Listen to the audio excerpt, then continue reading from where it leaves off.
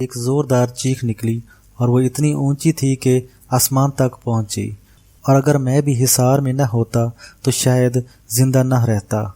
اس کی خوفناک چیخ سے پہاڑ اور پورا ویرانہ دہل اٹھا۔ میں خاموش ہو گیا۔ وہ چیخ مار کر بے ہوش ہو گیا۔ خادم جنات اسے اٹھا کر میرے پاس لائے۔ محسوس یہ ہوتا تھا کہ اس کی آخری سانسیں ہیں۔ پھر میں نے اپنے ایک خاص عمل کو نہایت توجہ دے کر اس کے لیے پڑھا اور محنت کی۔ تھوڑی ہی دیر میں اس نے آنکھیں کھولیں۔ میں نے پوچھا کیا ہوا؟ کہنے لگے جتنی دیر آپ یا قہاروں کے کمالات بتاتے رہے اتنی دیر میں سانس روک کر اس کو مسلسل پوری طاقت اور یقین سے پڑھتا رہا۔ پڑھتے پڑھتے مجھے احساس ہوا کہ میرے جسم کے روئے روئے سے خون نکلنا شروع ہو گیا۔ میں نے محسوس کیا تو واقعی ایسا ہو چکا تھا، لیکن میں پھر بھی پڑھتا رہا۔ بس پھر مجھے خبر نہیں کیا ہوا اور میں بے ہوش ہو گیا۔ میں نے دیکھا تو اس کا جسم جگہ جگہ سے پھٹ گیا تھا اور جسمانی حالات اس کے ناقابل بیان تھے۔ میں نے اس سے ایک سوال کیا، سچ بتاؤ کیا تم نے کبھی کسی کے سود یا رشوت کے پیسے چرائے تھے؟ ٹھنڈی آہ بھر کے کہنے لگا، ہاں میں نے ایک انسان کے پیسے مسلسل کئی سال چرائے ہیں۔ اس کا شعبہ سود اور رشوت کا تھا۔ میں نے کہا کلمہ پڑھو۔ اس نے پڑھا اور بہت اونچی آواز میں پڑھا اور زور زور سے پڑھا، اور پھر بار بار کہنے لگا، یا اللہ مجھے معاف کر دے، یا اللہ مجھے معاف کر دے، یا اللہ مجھے معاف کر دے، اور چوتھی بار یا اللہ منہ سے نکلا، آگے نہیں بولا، اور اس کا دم ٹوٹ گیا۔ بہت افسوس زدہ خبر تھی۔ اس کی میت کو اٹھا کر خادم جنات نے ایک طرف رکھ دیا۔ میں نے اپنی گفتگو جاری رکھی اور وہی گفتگو میں آپ کے حضرات کو بتا رہا ہوں۔ ایک شخص میرے پاس، یہ بہت پرانی بات ہے، اپنا ایک بیٹا لے کر آیا جس کی دونوں آنکھیں چندھیائی ہوئی تھیں۔ عمر 27-28 سال کے قریب تھی۔ دن کی روشنی میں نہیں دیکھ سکتا تھا، رات کے اندھیرے میں اسے کچھ نہ کچھ نظر آتا تھا۔ میں نے پوری روحانی تحقیق کے بعد اس کے کیس کو چیک کیا تو محسوس ہوا کہ دراصل وہ کسی سیر و تفریح کے سلسلے میں کالج کے دوستوں کے ساتھ پرانے کھنڈرات میں گیا، اور ان پرانے کھنڈرات میں کچھ شریر جنات کا وجود تھا۔ ان شریر جنات نے اس کی خوبصورتی کو دیکھتے ہوئے اس پر عاشقی اور دوستی کا اظہار کیا اور اسے کسی عیب میں مبتلا کر دیا تاکہ اس کی شادی نہ ہو سکے۔ اور یہ بات واضح بتاتا چلوں کہ بعض لڑکیوں اور لڑکوں کو چہرے یا جسم کے کسی ظاہری حصے پر اگر کوئی عیب شروع ہو جائے تو اس کے پیچھے اصل میں ان کا ہاتھ ہوتا ہے، ظاہرہ بیماری ہوتی ہے، اور یہ لوگ اس کی شادی نہیں ہونے دیتے، یعنی اس کو کسی دوسرے کے پہلو میں دیکھتے ہوئے ان کو غصہ آ جاتا ہے۔ اس لیے اگر ان کی شادی ہو بھی جائے تو مسلسل تلخیاں ان کی زندگی کا حصہ بن جاتی ہیں۔ جب میں نے انہیں یہ تشخیص اور تحقیق بتائی تو اس جوان نے اعتراف کیا کہ ہاں واقعی ایسا تھا۔ میں ایک ویرانے میں گیا تھا، میں گانے بجانے میں بہت ماہر ہوں۔ میں نے وہاں ایک گلوکار کی غزل گائی تھی، گٹار میرے ساتھ تھا اور اس کی دھن ایسی خوبصورت تھی، نامعلوم کتنی اچھی تھی، میں خود حیران ہوا۔ بس اس کے بعد میں نے محسوس کیا کہ میری آنکھیں آہستہ آہستہ کمزور ہو رہی ہیں، اور ایک چیز جو انوکھی بتائی وہ یہ بتائی کہ خواب میں اکثر میں دیکھتا ہوں کہ کچھ خوبصورت سی مخلوق ہے جو میرے جسم اور میری آنکھوں کو چومتی ہے۔ جتنا وہ چومتی ہے اتنی میری آنکھیں بند ہوتی جاتی ہیں۔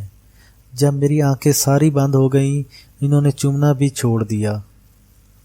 میں نے ان سے کہا گھبرائیں نہیں، یا کہارو ایک تسبیح ہر نماز کے بعد اور سارا دن کھلا ہزاروں کی تعداد میں، اور اس کے نقش مسلسل 9 دن پئیں۔ انہوں نے ایسا کرنا شروع کر دیا اور تقریباً 4-5 مہینوں کی محنت کے بعد وہ جوان بالکل تندرست ہو گیا۔ آج اس کے 5 بچے ہیں، خود اس کا بیٹا جوان ہو گیا ہے اور وہ خوش و خرم ہے۔ قارئین، یہ بات بہت بڑی حقیقت ہے، یا کہار و جنات کا وظیفہ ہے اور جنات کا ورد ہے، اور وہ جنات جو کسی عورت پر فریفتہ ہو جائے ان کو تو یہ وظیفہ بہت ہی زیادہ نفع دیتا ہے۔ پچھلے دنوں میرے پاس ایک آدمی آیا جس کا تعلق پنجاب کے شہر ہارون آباد سے تھا۔ وہ ایک ایسی مصیبت میں مبتلا تھا جو ظاہر بھی نہیں کر سکتا تھا اور چھپا بھی نہیں سکتا تھا۔ اس نے آتے ہی مجھے ایک دستی کاغذ خط کی شکل میں پکڑایا اس میں لکھا تھا کہ میرا نام فلاں ہے، میں اپنے علاقے میں بڑا زمیندار ہوں، بہت اچھی کپاس کی اور گندم کی کاشت ہوتی ہے، بیٹے ہیں بیٹیاں ہیں، گھر ہے، زمیندارہ ہے، زندگی بہت سکھی گزر رہی ہے، لیکن ایک روگ مجھے بہت کھائے جا رہا ہے، جس کا میں نے کچھ لوگوں کے سامنے اظہار کیا لیکن اس کا حل نہیں ہو سکا۔ پھر میں نے استخارے کیے، مسنون دعا کسی کے کہنے پر مسلسل سارا دن پڑھنا شروع کر دی۔ پہلے تو فوٹو کاپی کرا کر جیب میں رکھ لی، پھر کچھ دنوں کے بعد وہ یاد بھی ہو گئی۔ پھر اللہ سے کہنا شروع کر دیا، یا اللہ مجھے اس کا کوئی حل بتا۔ تو خواب میں آپ کی شکل، آپ کا نام اور آپ کا مکمل پتہ بتایا گیا۔ اب میں بڑی مشکل سے آپ تک پہنچا ہوں۔ بات دراصل یہ ہے کہ میں ابھی جوان تھا اور شادی کو 3 سال ہوئے تھے۔ میرے گھر میری بیٹی پیدا ہوئی۔ میرے چونکہ پہلے 2 بیٹے تھے، بیٹی کی پیدائش پر میں بہت خوش ہوا اور میں نے بہت سی مٹھائی بانٹی۔ لوگ آ رہے تھے اور مٹھائی لے رہے تھے۔ ایک خاتون ایک دفعہ لے گئی، دوسری دفعہ لے گئی، جب تیسری دفعہ آئی تو میں نے دینے سے انکار کر دیا۔ اس نے میرا ہاتھ تھاما، کہنے لگی میرا منہ میٹھا کر دے، تیرا جسم میٹھا کر دوں گی۔ نامعلوم اس کے اس بول میں کیا تفسیر تھی، حالانکہ وہ بالکل بوڑھی اور بہت بد شکل خاتون تھی۔ میں نے اسے ڈھیر ساری مٹھائی دے دی۔ ہارون آباد کا زمیندار آگے لکھتا ہے، رات کو سویا تو میں نے دیکھا کہ کچھ لوگ آئے، انہوں نے مجھے اٹھایا اور کہنے لگے تیری شادی ہم ایک جن عورت سے کرنے لگے ہیں۔ میں نے کہا میں تو پہلے سے شادی شدہ ہوں۔ کہا نہیں، وہ عورت جو آج تیرے پاس مٹھائی لینے آئی تھی، اس کا اصرار ہے کہ میری اس سے شادی کرو، اور ہمیں حکم ملا ہے کیونکہ وہ عورت مالدار ہے اور ہم اس کے غلام ہیں، اور اسے لے آؤ۔ مجھے اٹھا کر لے گئے۔ میں احتجاج کرتا رہا لیکن میرے منہ سے آواز نہیں نکل رہی تھی۔ ایسے محسوس ہو رہا تھا کہ زبان تو ہل رہی ہے، لفظ نہیں نکل رہے۔ وہ زندگی کا پہلا موقع تھا جب میں نے اپنے آپ کو بہت بے بس محسوس کیا۔ بہت دور لے جانے کے بعد سرسبز پہاڑیاں تھیں۔ ایسے محسوس ہوتا تھا جیسے کشمیر کی پہاڑیاں ہیں۔ وہاں ہر طرف کھانے پک رہے تھے، گہما گہمی تھی، کچھ موسیقی اور شادیانے بھی بج رہے تھے، ہر طرف خوشی کی آوازیں تھیں۔ مجھے ایک بہت خوبصورت لباس پہنایا گیا اور میں اس خوبصورت لباس میں دولہے کی شکل بن گیا۔ ہارون آباد کا زمیندار آگے لکھتا ہے، میں پچھلے سارے غم بھول گیا، میرے اندر بھی نئی خوشی کی امنگ پیدا ہوئی۔ پھر باقاعدہ شرعی طور پر میرا نکاح ہوا، ایجاب و قبول ہوا، اور پھر مجھے اٹھا کر دلہن کے کمرے میں پہنچایا گیا۔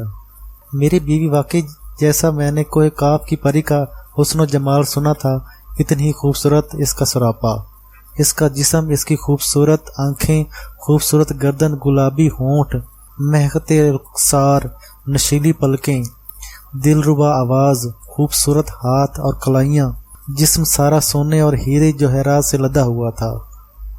میں نے رات اس کے ساتھ بسر کی۔ صبح خود ہی کہنے لگی اب میرے غلام آپ کو چھوڑ آئیں گے، اپنی انسانی بیوی سے اس کا اظہار مت کرنا ورنہ وہ ناراض ہوگی۔ خط میں اس نے مزید لکھا، علامہ صاحب اس کہانی کو سال ہا سال ہو گئے، میری جننی بیوی جس کا نام عنایتا اور میں اسے دلربا کہتا ہوں، بس میری دلربا کے ساتھ ایسی محبت بڑھی کہ اس میں سے میرے 7 بچے ہیں جو کہ جن ہیں۔ ہماری کبھی لڑائی نہیں ہوئی۔ میں جب بہت غریب تھا، جس وقت سے میری دلربا سے شادی ہوئی، دولت، مال، چیزیں اور انعامات خداوندی مجھ پر بارش کی طرح برسی۔ ہمارے دن رات سال ہر سال سے گزر رہے تھے۔ ہارون آباد کا زمیندار آگے لکھتا ہے، اب مجھے جناتی اولاد کی شادیوں کی فکر ہے۔ میں پریشان اس وجہ سے ہوں کہ جناتی اولاد کی شادیوں کا کیا کروں، کیسے کروں۔ جنات میرا رشتہ لینے کو تیار نہیں، وہ کہتے ہیں ان کا باپ انسان ہے۔ یہ جن تو ہیں لیکن خالص جن نہیں ہیں۔ بہت پریشان ہوں، براہ کرم میری پریشانی کا ازالہ کریں۔ مسلسل استخارے کے بعد آپ کا پتہ، آپ کا نام اور 100% آپ کا حلیہ بتایا گیا۔ میں نے اس کی بات سنی تو مسکرا دیا۔ میں نے کہا یہ کوئی مسئلہ نہیں، میں جنات سے عرض کروں گا، وہ رشتوں کے معاملے میں آپ کا ساتھ دیں گے، اور پھر کچھ عرصے کے بعد اللہ کے فضل سے اس کی اولاد کی شادیاں ہو گئیں۔ ہاں میں نے اسے ایک چیز ضرور بتائی، جن جنات نے آپ کے رشتے ٹھکرائے تھے وہ کہیں آپ کی اولاد پر جادو نہ کر دیں۔ تو یا کہاروں کا وظیفہ خود بھی، انسانی بیوی بھی، جن بیوی بھی، اور اس کے بچے سب پڑھتے رہیں اور اس کے نقش بھی پیتے رہیں۔ آج وہ اتنا خوش ہے، اس کی بیوی مجھ سے ملنے آئی، یعنی جن بیوی۔ اس نے شکریہ ادا کیا، ڈھیروں ہدیے لائے، گفٹ لائے، جو میں نے غریبوں میں تقسیم کر دیے اور ضرورت مندوں کو دے دیے۔